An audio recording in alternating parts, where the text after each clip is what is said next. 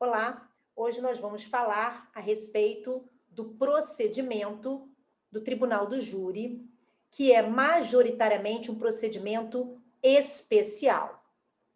O Tribunal do Júri está justificado no artigo 5º, inciso 38 da Constituição. Lá você vai encontrar, inclusive, os princípios que o norteiam. Dentre esse, eu destaco o da plenitude de defesa, o do sigilo das votações e o da soberania dos vereditos, além, obviamente, da competência para processo e julgamento de crimes dolosos contra a vida. Primeiramente, em relação à plenitude de defesa. Vocês possivelmente conhecem o princípio da ampla defesa, que preconiza o binômio defesa técnica e autodefesa. Deve ser oportunizado ao réu o interrogatório e uma defesa técnica, um defensor.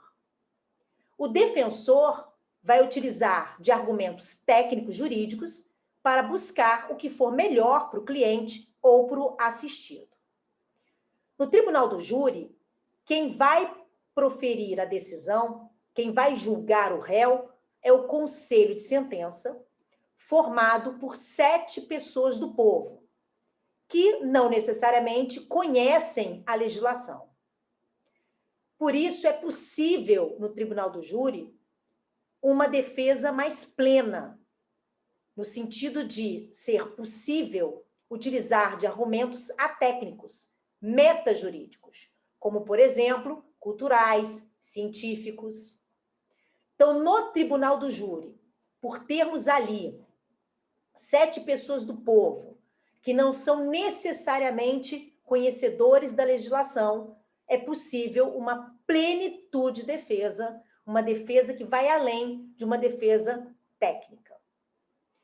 Em relação ao sigilo das votações, este princípio preconiza que os jurados, ao votarem os quesitos formulados pelo juiz presidente, pelo juiz togado, não precisarão indicar o seu voto e muito menos fundamentar, motivar as suas decisões.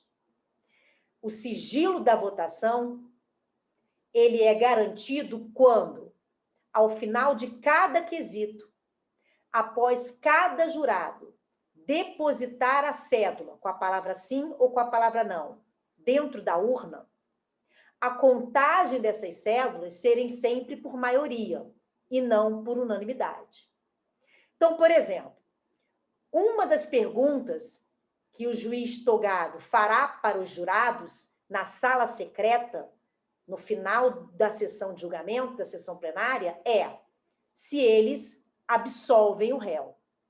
Aquele jurado que entender que sim, vai depositar na urna a cédula com a palavra sim. Aquele jurado que entender que não, vai depositar na urna a cédula com a palavra não. Depois que todos os 7 juízes, jurados, depositarem na urna suas respectivas cédulas, o juiz vai determinar que elas sejam abertas uma a uma e que se inicie a contagem de votos. Quando alcançar a maioria de votos, seja sim ou não, ele para a contagem e já tem uma resposta para este quesito. Então, por exemplo, ele abriu a urna, pegou a primeira cédula, sim. Segunda cédula, sim. Terceira cédula, sim. Quarta cédula, sim. Ele não precisa abrir as outras 3 cédulas. Ele já tem a maioria de sim para a resposta a esse quesito. E o réu será, neste caso, absolvido por maioria de votos. Se o juiz abrisse as outras cédulas e elas também fossem sim, a gente teria uma lesão ao sigilo das votações, porque a gente saberia quem votou sim. Na verdade, todos eles. Então, como forma de garantir o sigilo, além deles se reunirem numa sala secreta, somente com as pessoas que a lei autoriza, ainda tem essa questão de não alcançar a unanimidade de votos.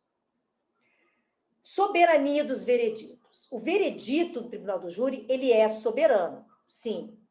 mas isso não é absoluto. O princípio da soberania dos vereditos não é um princípio absoluto, ele é relativo. Por quê?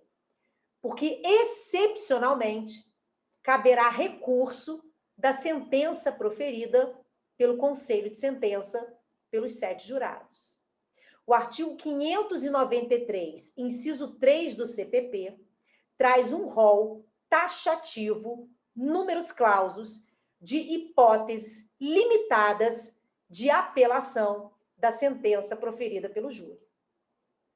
Então, o princípio da soberania dos vereditos não quer dizer necessariamente que não caiba nenhum recurso da sentença proferida pelo Conselho.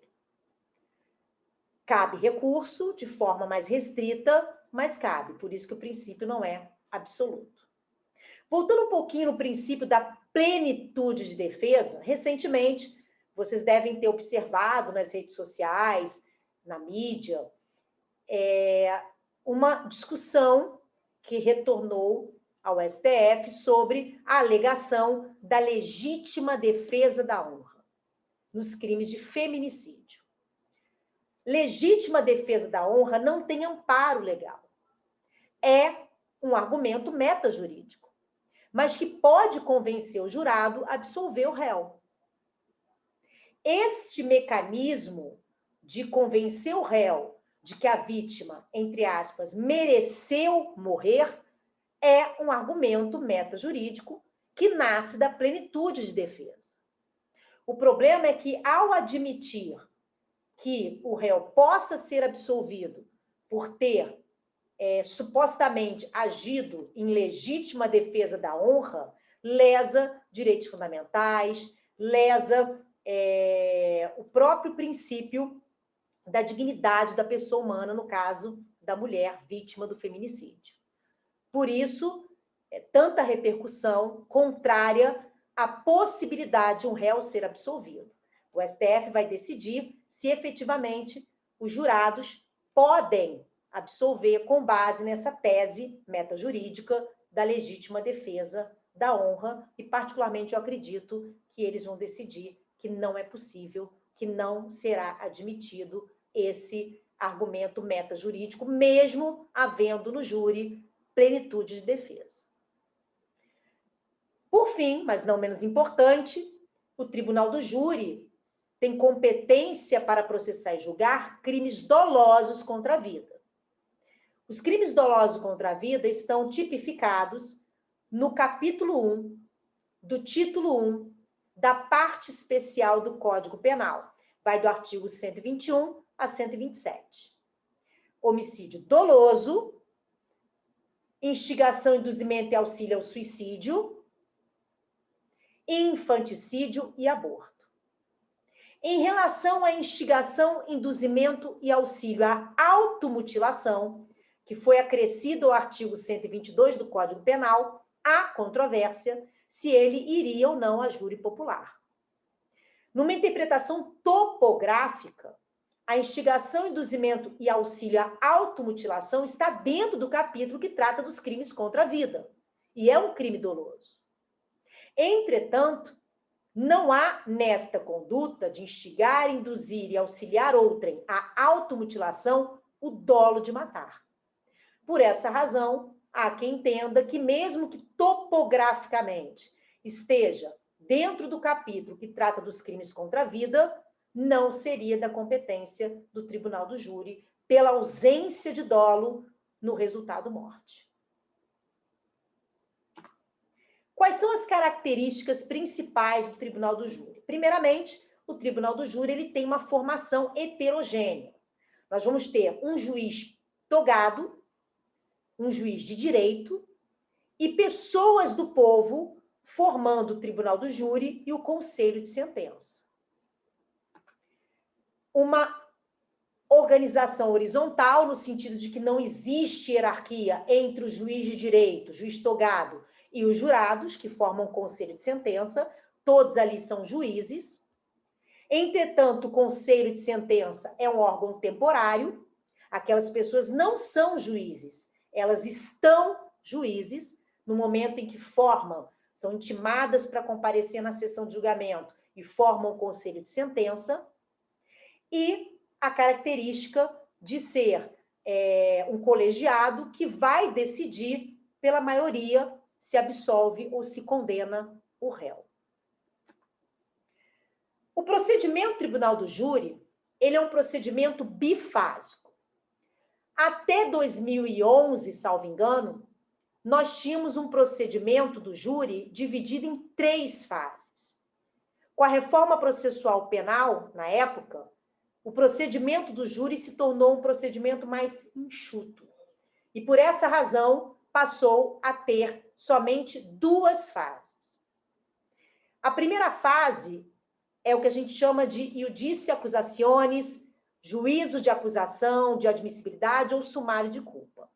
Nessa primeira fase, que é muito parecida com o procedimento comum ordinário, o juiz de direito, o juiz togado, vai verificar se realmente há indícios veementes de autoria e materialidade, existência do crime.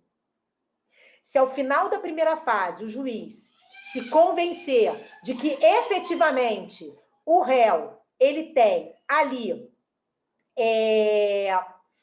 indícios de autoria e que está comprovada a existência do crime, neste momento, esse réu vai a júri popular e dá-se início à segunda fase.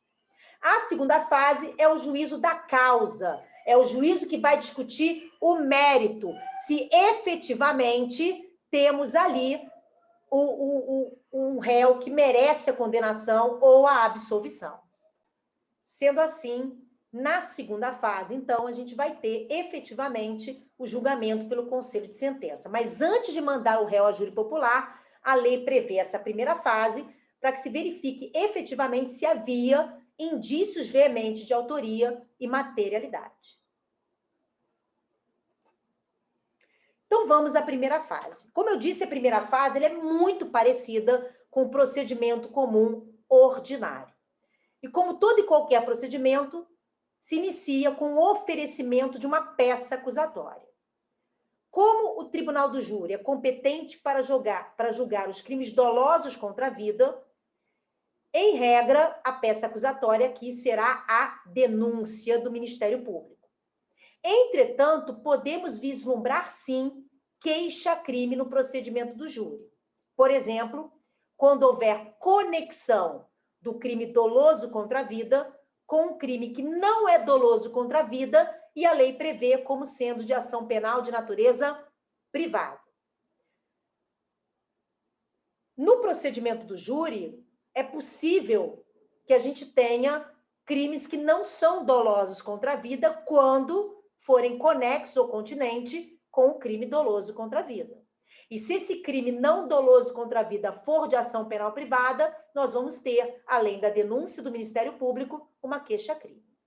Uma outra situação excepcional que a gente também pode vislumbrar uma queixa-crime no procedimento do júri é quando nós temos ação penal privada subsidiária ou substitutiva da pública.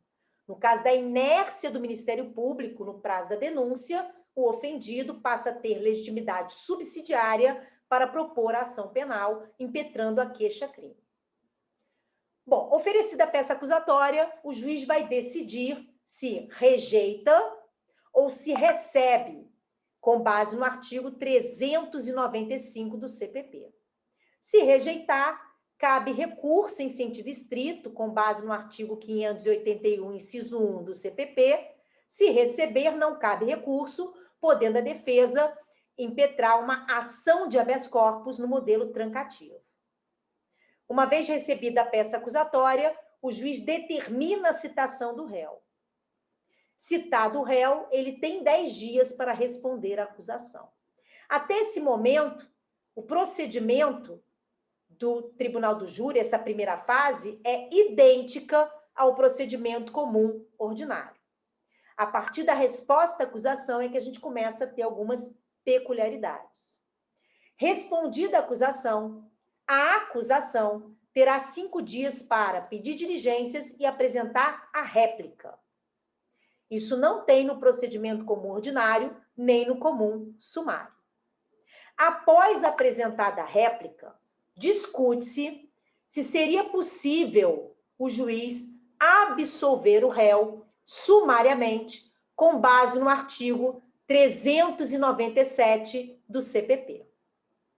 O artigo 397 do CPP, majoritariamente, não cabe no procedimento do júri. Por quê? Porque no procedimento do júri, nós já temos previsão para absolvição sumária, só que no artigo 415 do CPP.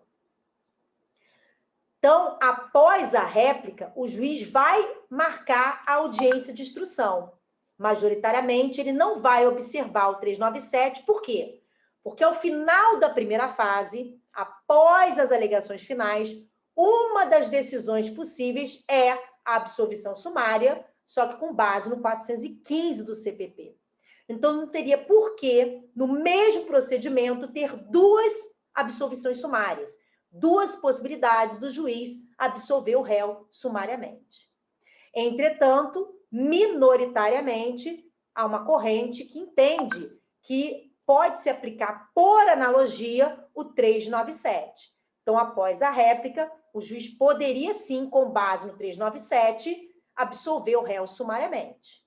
E, se não fosse o caso, marcar a audiência de instrução e, após alegações finais, fazer uma reavaliação com base agora no 415 do CPP.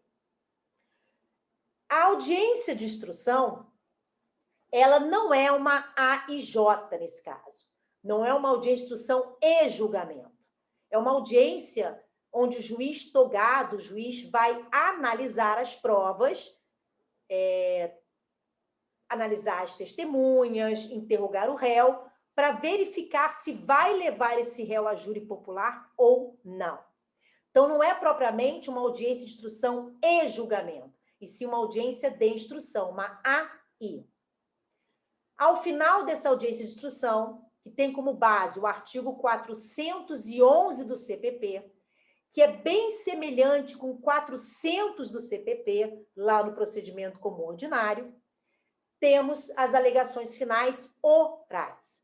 Percebam que o artigo 411 do CPP não prevê alegação final por memorial, como é possível lá no procedimento comum ordinário.